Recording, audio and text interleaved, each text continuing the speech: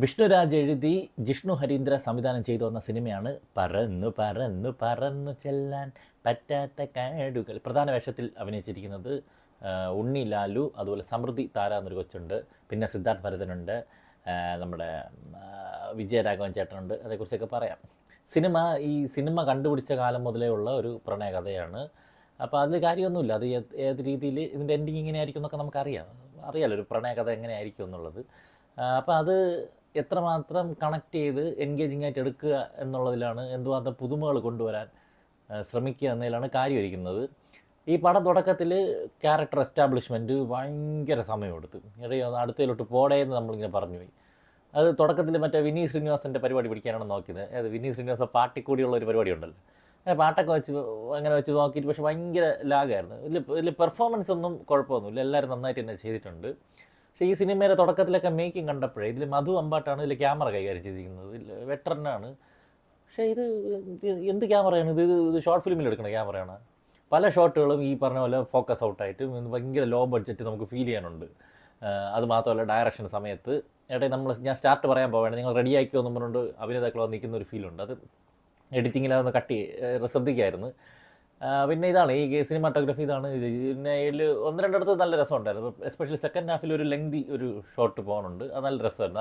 അതിലിപ്പോൾ ഒരുപാട് ആൾക്കാരെ വച്ചിട്ട് ഉള്ള ഒരു കയോട്ടിക് സിറ്റുവേഷനാണ്. അതിലവർ ആൾക്കാരെല്ലാം നന്നായിട്ട് ബിഹേവ് ചെയ്തിട്ടുണ്ട്. ചുമ്മാ ബാക്കിലൊക്കെ നിൽക്കുന്നവർ വെറുതെ അഭിനയിക്കണമെന്ന് നമുക്ക് തോന്നുന്നില്ല. അവരെന്തെങ്കിലുമൊക്കെ ജോലി ചെയ്തുകൊണ്ടിരിക്കുക, ആ സമയത്ത് ഓരോരുത്തരും മാറി പോകുന്ന പരിപാടി അതുങ്ങളായിരുന്നു. അതുപോലെ വേറൊരു സിറ്റുവേഷനിലുണ്ട്, അത് ക്യാമറ നടുക്ക് വെച്ചിട്ട് ഇങ്ങനെ 360 കറക്കും. അപ്പോൾ എല്ലാവരെയും മുഖത്തൂടി ഒരു കഥ പറയണം, ഇങ്ങനെ പാസ് ചെയ്ത് പോവേ. കോൺസെപ്റ്റ് കൊള്ളായിരുന്നു, ഒരു പെർഫോമൻസ് കൊള്ളായിരുന്നു. പക്ഷേ ക്യാമറയിൽ നോക്കുമ്പോൾ ആൾക്കാരൊക്കെ ഇരുന്ന് വിറയ്ക്കണം, ഒരു ക്ലാരിറ്റി ഇല്ലാത്ത പോലെ. എന്തിനാണ് അങ്ങനെ റിസ്ക് എടുക്കണമെന്നാണ് എനിക്ക് മനസ്സിലാവാത്തത്. അത് ആ വഴിക്ക് അങ്ങ് പോകണം.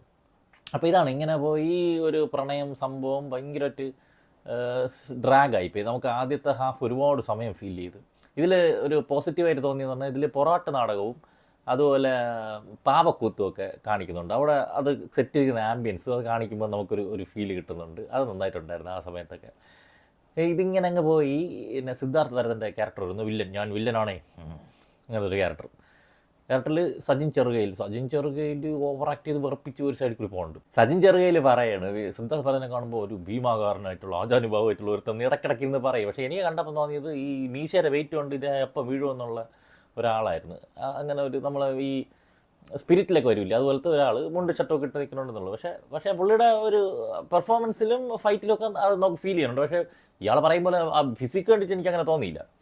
അങ്ങനെ ഒരു ക്യാരക്ടർ വരുന്നുണ്ട്. പിന്നെ വിജയരാഘവൻ ചേട്ടൻ ഇടയ്ക്കിടയ്ക്ക് വരുന്നുണ്ട്. വിജയരാഘവൻ ചേട്ടൻ വേറെ ഏതോ ഷൂട്ടിംഗ് സെറ്റിൻ്റെ ഇടയിൽ ഇവിടെ വന്ന് നിന്നിട്ട് ഒരു റോളങ്ങ് ചെയ്തിട്ട് പോകാമെന്ന് ചോദിച്ചൊന്നാണ്.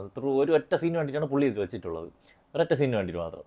ആ സീനിൽ ബാക്കിയുള്ള സമയത്തൊക്കെ ഒരു ബീഡി ഇങ്ങനെ വലിച്ച് അവിടെ ആയിട്ടൊക്കെ നിൽക്കും സൈഡിൽ, അതുപോലത്തെ ഒരു ക്യാരക്ടർ. ഫസ്റ്റ് ഹാഫൊക്കെ ആയപ്പോഴേക്കും അയ്യോ ഇത് ഒരാഴ്ചയിൽ ഒരു 5-6 മലയാളം പടങ്ങൾ ഇറങ്ങില്ല, അതിൽ വരണം എന്നുള്ള സെറ്റപ്പിൽ ഇങ്ങനെ ഇരുന്നു. പക്ഷേ സെക്കൻഡ് ഹാഫ് വന്ന സമയത്ത് ഇത് കുറച്ചുകൂടി എൻഗേജിങ് ആവുന്നുണ്ട്. അതായത് ഫസ്റ്റ് ഹാഫ് പോയ ഫ്ലോയും ആ ലാഗും ഒക്കെ മാറ്റി വെച്ചിട്ട് നല്ല എൻഗേജിങ് ആയിട്ട് കുറച്ചുകൂടി ഇൻട്രസ്റ്റിംഗ് ആയിട്ട് സിനിമ പോകണതായിട്ട് എനിക്ക് ഫീൽ ചെയ്തു സെക്കൻഡ് ഹാഫ് വന്ന സമയത്ത്. ഇത് എന്താവും സംഭവം എന്നുള്ള ക്യൂരിയോസിറ്റി നിലനിർത്തിയിട്ടുണ്ടായിരുന്നു. പെട്ടെന്ന് തന്നെ പടം പോകണം, അവിടെ ഒന്നും ലാഗ് അടിച്ചില്ല. അതുപോലെ ക്ലൈമാക്സ് പോർഷൻസ് ഒരു ചെറിയ ട്വിസ്റ്റ് പരിപാടിയൊക്കെ വരുന്നുണ്ട്, അതൊക്കെ നന്നായിട്ടുണ്ടായിരുന്നു.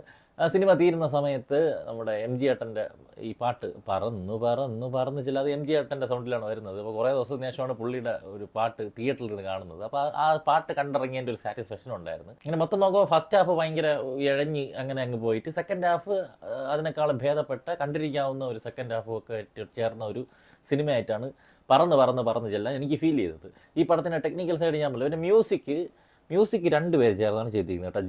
ജോയ് ജിനിത്തും രാംനാഥും. ബാക്ക്ഗ്രൗണ്ട് സ്കോർ ചെയ്തിരിക്കുന്നത് ജോയ് ജിനിത്ത്.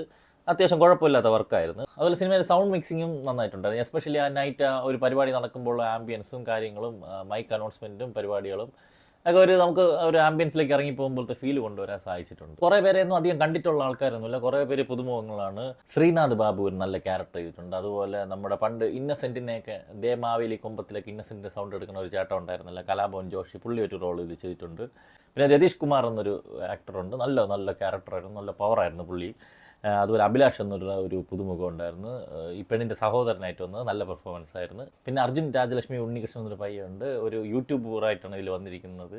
നിങ്ങൾക്കറിയാം അയാൻ കാതലിൽ ഇവൻ്റെ കൂട്ടുകാരനായിട്ട് വരുന്ന ഒരു പയ്യനാണ്. പിന്നെ ശ്രീജാദാസ്, നന്ദിനി രണ്ടുപേരും സഹോദരങ്ങളായിട്ടാണ് വന്നിരിക്കുന്നത്. അവരെ മുഖത്ത് എഴുതി വെച്ചിട്ടുണ്ട് രണ്ടുപേരും സഹോദരങ്ങളാണെന്ന്. ആ രീതിയിൽ മാച്ചായിരുന്നു, നല്ല പെർഫോമൻസ് ആയിരുന്നു. അപ്പോൾ ഇതൊക്കെ തന്നെ പറന്നു പറന്നു പറന്നു ചെല്ലാൻ. എന്തരാ വരട്ടെ.